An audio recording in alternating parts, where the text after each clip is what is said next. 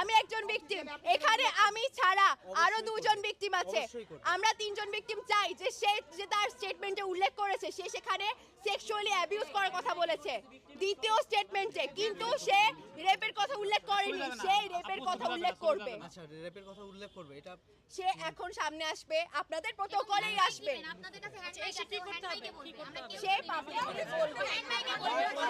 আপনাদের কাছে একটা রিকোয়েস্ট, আপনারা কেউ তাকে ফিজিক্যালি আর কোনো গায়ে হাত তুলবেন না প্লিজ। আপনারা বোঝার চেষ্টা করেন হ্যান্ডমাইক দিবেন তাকে প্লিজ। ঠিক আছে,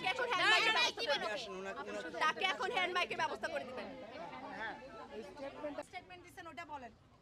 আপনি যে নিজ মুখে পুলিশের কাছে এর আগে স্টেটমেন্ট দিবেন, এটার আগে ওটা বলেন। এটা আপনাকে বলতে হবে। আপনি জোর করে বলছেন কি? এটা আমার স্টেটমেন্ট। আমি কোন এটাই তো স্টেটমেন্টে এটাই দিয়েছি, এটাই তো লিখিত ছিল, এটা তো যেটা মুখে বলছে ওটা সে লিখিতভাবে বলছে। আর উপরে কি থাকবে?